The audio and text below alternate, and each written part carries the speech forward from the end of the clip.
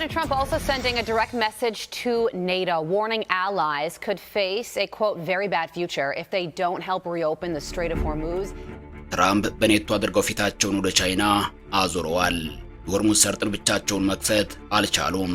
ኔቶ ድረስልኝ እያሉ ነው። ትራምፕ ሰረገላ ለመክፈት እንደሚታገል ሕፃን ልጅ ሆነዋል። ጀርመን የትራምፕን ልምምጥ አጣጥለዋለችም። እነ ጃፓንና ፈረንሳይ እንደተለጎሙ ናቸው። ቻይናን ተስፋ አድርገዋል። አብራችሁን ቆዩም።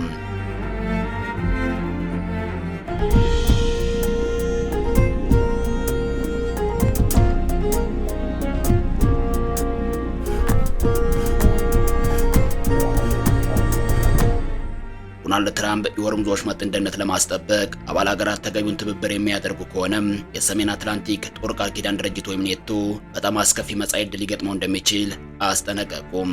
ትራምፕ ይህንን ማስጠንቀቂያ የሰጡት የባህር ወሽመጡን ጸጥታ የማስከበሩ ኃላፊነት በጋራ ሊወጣ የሚገባ ተግባር መሆኑን በመጥቀስ አባል ሀገራት ለወሽመጡ ሰላምና ደህንነት የሚጠበቅባቸውን ድርሻ እንዲያበረክቱም ግፊት እያደረጉ ባሉበት ወቅት ነው።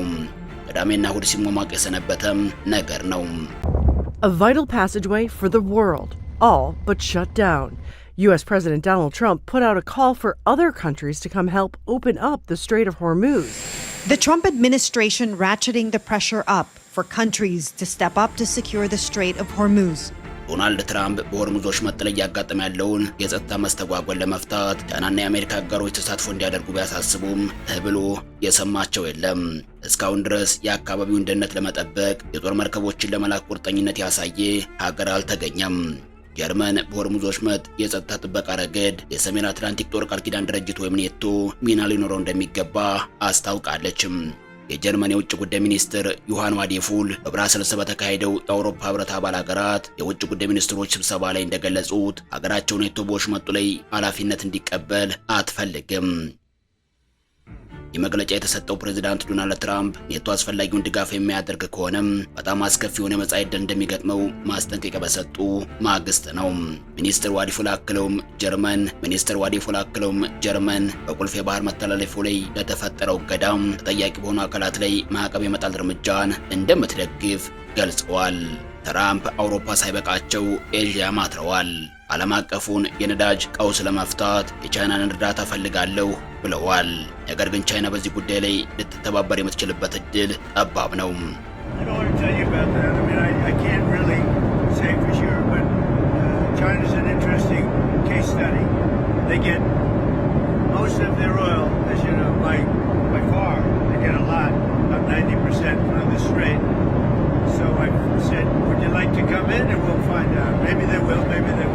ፕሬዝዳንት ዶናልድ ትራምፕ በቤጂንግ ወሳኝ የሆኑትን የአሜሪካና የቻይና አለመግባባቶች ለመፍታት ከተያዘላቸው መርሃ ግብር 2 ሳምንታት ቀደም ብሎ ለድርድሩ አዲስ ቅድመ ሁኔታ አስቀምጠዋል።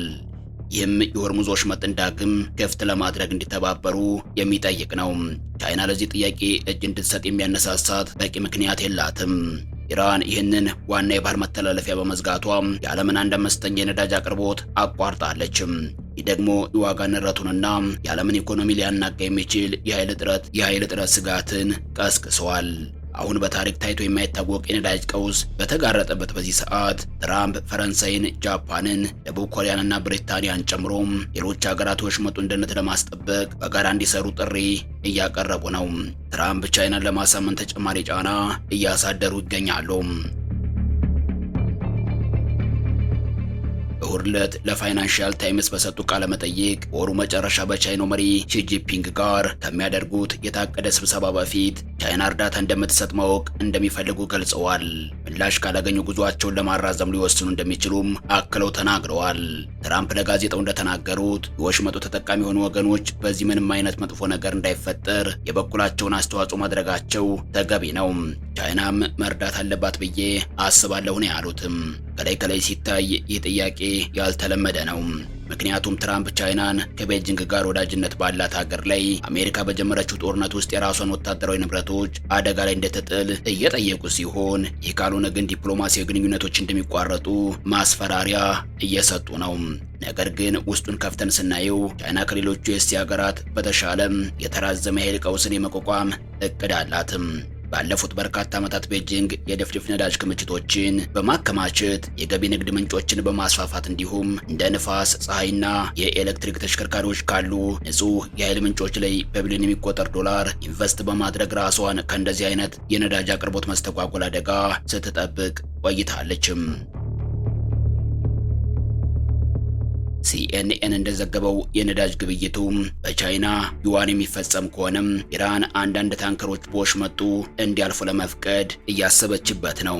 በሲንጋፖር ብሔራዊ ዩኒቨርሲቲ የምስራቅ እስያ ኢንስቲትዩት ፕሮፌሰር የሆኑት በርት ሆፍማን ቻይናውያን እሺ ትንሽ እንጠብቅ ሊሉ ይችላሉ ብለዋል። አክለውም በስትራቴጂካዊ ደረጃ ደህንነታቸው የተረጋገጠ በመሆኑ ሁኔታዎችን የመቆጣጠርና የመምራት ሰፊ ዕድል አላቸው ነው ያሉትም። የበላይነት የአሜሪካና የእስራኤል ባለስልጣናት ለሳምንታት ይቀጥላል ያሉት ይህ ጦርነት በመጀመሪያ በትራምፕ ይፋ የተደረገውን የቤጂንግ የመሪዎች ጉባኤ አጨልሞታል። በኢራን የኃይል መሰረተ ልማቶች ላይ የሚሰነዘረው ጥቃት እየተባባሰ በመምጣቱ ምክንያት የተፈጠረውን የነዳጅ ዋጋ መናር ተከትሎም ትራምፕ በአሁኑ ሰዓት ከሀገር ውስጥ ተቃውሞዎች ጋር እየታገሉ ይገኛሉ። በቻይና ውስጥ የዚህ ግጭት ዜና በሌሎች መከራ የመደሰት ወይም ስካደንፍሬድ ስሜትን ፈጥሯል።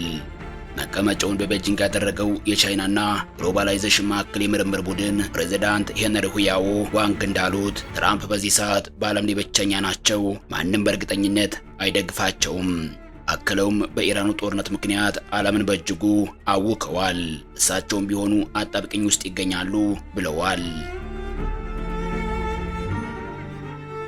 በሁለት የቻይና መንግስታዊ መገናኛ ብዙሃን በዓለም አቀፉ አለመረጋጋት ዙሪያ የአሜሪካና ቻይና ትብብር እንዲጠናከር ጥሪ ቢያቀርቡም ብሔርተኛው ታብሎይድ ጋዜጣ ግሎባል ታይምስ ግን የጦር መርከቦችን ወደ ሆርሙዝ ወሽመጥ የመላክን ሐሳብ አውግዟል። ስማቸው ያልተጠቀሰ የመጣጥፍ አዘጋጅ ይህ በእውነት ኃላፊነትን ስለመጋራት ነው ወይስ ዋሽንግተን የጀመረችውንና ልትቋጭ ያልቻለችውን ጦርነት አደጋ ስለመጋራት ሲሉ ጽፈዋል። ሰኞ ዕለት በተሰጠው ጋዜጣዊ መግለጫ ላይ የውጭ ጉዳይ ሚኒስትር ቃል አቀባይ ሊን ጂያን ለትራምፕ ጥሪ ምንም አይነት እርግጠኛ የሆነ ቃል ሳይገቡም በምትኩ ወደፊት የሚካሄደው ስብሰባ ላይ ያለውን ጠቀሜታ በድጋሚ አንስተዋል። ሊን እንዳብራሩት ከፍተኛ የመሪዎች ዲፕሎማሲ ለቻይናና አሜሪካ ግንኙነት ስትራቴጂካዊ አመራር በመስጠት ረገድ የማይተካ ሚና አለው። ሁለቱ ወገኖች የፕሬዝዳንት ትራምፕን የቻይና ጉብኝት አስመልክቶ አሁንም በመገናኘት ላይ ናቸው ብለዋል። ሮይተርስ እንደዘገበው ትራምፕ ጉዟቸውን ለማራዘም ያቀረቡት ሐሳብ የተሰማው የአሜሪካና የቻይና የኢኮኖሚ ባለስልጣናት በግብርናና ወሳኝ ማዕድናት የንግድ ስምምነቶች ዙሪያ በፓሪስ በርካታ ዙር ውይይቶችን እያደረጉ ባሉበት ወቅት ነው። በዚህ ዓመት መጀመሪያ ላይ የጠቅላይ ፍርድ ቤት ትራምፕ በሁሉም የንግድ አጋሮች ላይ በአንድ ወገን ታሪፍ በመጣል ስልጣናቸውን አሳልፈዋል ሲል የሰጠውን ውሳኔ ተከትሎ ከቻይና ጋር በሚያደርጉት ድርድር ላይ የነበራቸው ተጽዕኖ የመፍጠር አቅም ከፍተኛ ተግዳሮት ገጥሞታል። የእሳቸው አስተዳደር አሁን ተመሳሳይ ታሪፎችን ለመጣል ሌሎች አማራጭ ስልቶችን በመፈለግ ላይ ይገኛል። ቻይና አሜሪካ ከምትፈልገው በላይ አሜሪካ ቻይናን ትፈልጋለች። ይህን ያሉት ዋንግ ናቸው የቻይናን ተጽዕኖ ሲያስረዱ።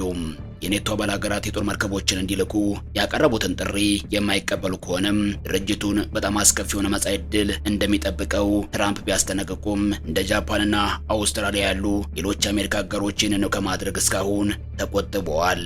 ከኢራን ዋነኛ ስትራቴጂካዊ አጋሮች አንዷ የሆነችውና ከፍተኛ የነዳጅ ገዥዋ የሆነችው ቻይና ከትራምፕ ጎን ለመቆም ያላት ምክንያት እጅግ በጣም ያነሰ ነው። የቻይና ባለስልጣናት በኢራን ላይ የተሰነዘረውን ጥቃት በማውገዝ አፋጣኝ የተኩስ አቁም እንዲደረግ ጥሪ አቅርበዋል።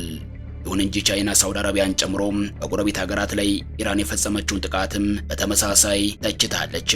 ምንም እንኳን ቤጂንግ በሆርሙዝ ወሽመጥ ላይ እርምጃ ትወስዳለች ተብሎ ባይገመትም አገሪቱ በሰፊው ቀጠና መረጋጋት እንዲሰፍን ከፍተኛ ፍላጎት አላት። ቻይና ከነዳጅ ቀውሱ በአንጻራዊነት የተጠበቀች ብትሆንም በኃይል ዋጋ ላይ ከሚያደርሰው ተጽዕኖ ግን ሙሉ በሙሉ ነፃ አይደለችም። በሲንጋፖር ብሔራዊ ዩኒቨርሲቲ የፖለቲካ ሳይንስ ተባባሪ ፕሮፌሰር የሆኑት ጃ ኤያንቾንግ ሁኔታው አሁንም ህመም ያለው ይሆናል፣ ኢኮኖሚያቸው ያለማቋረጥ እንዲጓዝ ይፈልጋሉ ብለዋል። ቤጂንግ በአውሮፓውያኑ በ2023 በኢራንና በሳውዲ አረቢያ መካከል ዲፕሎማሲያዊ ግንኙነቶችን ወደ ነበረበት ለመመለስ ስምምነት በማሸማገል በባህረ ሰላጤው ሀገራትና በግሎባል ሳውዝ ሀገራት መካከል ራሷን እንደ ዲፕሎማሲያዊ መሪ አድርጋ አስቀምጣለችም። ጆንግ እንዳሉት መካከለኛው ምስራቅ ቤጂንግ ብዙ የፖለቲካ ካፒታል ያፈሰሰችበት አካባቢ ነው። ነገሮች እንዲረጋጉና በቀጠና ያላቸውን ሚና ለማጉላት ይፈልጋሉ። ነገር ግን እስካሁን እየሆነ ያለው ነገር በእነዚህ ጥረቶች ላይ ጥላ ያጠላበታል ሲሉም ደምድመዋል። በዓለም አቀፉ የጂኦፖለቲካ መድረክ ላይ የሆርሙዝ ወሽመጥ ቀውስ አዲስ ምዕራፍ የከፈተ ሲሆን አልጀዚራ በቀጠናው ፖለቲካዊ ውጥረትና የዓለም ሀገራት ዳተኝነት አሳይተዋል ይላል። አሜሪካና እስራኤል በኢራን ላይ የከፈቱት ጦርነት መካከለኛው ምስራቅን እያመሰ እንደሆነና የነዳጅ ዋጋ መናሩን ተከትሎ አሜሪካ ዓለም አቀፉ የባህር ኃይል ጥምረት ለመፍጠር ብትሞክርም እስካሁን ከተለያዩ ሀገራት አዎንታዊ ምላሽ እንዳላገኘች በተደጋጋሚ በዘገበው ነግሮናል። በተለይም አረብ ሀገራትና የግሎባል ሳውዝ ሀገራት በጉዳዩ ላይ ያላቸውን ስጋት እንዲሁም ፕሬዚዳንት ትራምፕ ኔቶን ማስጠንቀቃቸው በዲፕሎማሲው መድረክ ላይ የፈጠረውን ክፍተት አንስቷል። ቢቢሲ ግን በምዕራባውያን የትብብር ማዕቀፍ በኔቶ የወደፊት ዕጣ ፈንታና ዓለም አቀፉ የኢኮኖሚ ጫና ላይ ትኩረት አድርጓል። ፕሬዚዳንት ትራምፕ በአውሮፓ አጋሮቻቸው ላይ የሚያደርጉትን ተጽዕኖ በተለይም አሜሪካ በዩክሬን ጦርነት ላደረገችው አስተዋጽኦ አሁን አጋሮቿ የሆርሙዝ ወሽመጥን ደህንነት በማስጠበቅ በኩል ውለታ እንዲመልሱ የሚጠይቀውን አካሄድ ሲያመነዥግ ሰንብተዋል። በተጨማሪም የብሪታንያንና የሌሎች አውሮፓ ሀገራትን የጥንቃቄ አቋም በማንሳት የፔንታጎን የስለላ መረጃዎችን ዋቢ በማድረግ የአሜሪካ ወታደራዊ እርምጃዎች ያመጡትን ውስን ውጤትና የተፈጠረውን ከፍተኛ የነዳጅ አቅርቦት መስተጓጎል ሲነግረን ነበርም። ያም ሆነ ይህ ሚዲያዎች የቻይናን ስትራቴጂካዊ ዝምታና የዓለም ሀገራትን የፍላጎት ግጭት እየሰበቁላቸው ነው። ቻይና ከፍተኛ መጠን ያለውን ነዳጇን ከወሽመጡ ብታገኝም ዋሽንግተን በጀመረችው ጦርነት ውስጥ የራሷን ጦር የማስገባት ፍላጎት እንደሌላትና ሁኔታዎችን በረጅም ጊዜ የኢኮኖሚ ስሌት እየመዘነች ነው።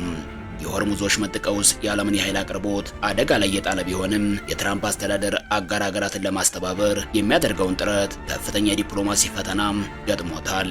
ቻይናና አውሮፓውያን ይህንን አዲስ ጦርነት ተቆጥበው ማለፍን መርጠዋል።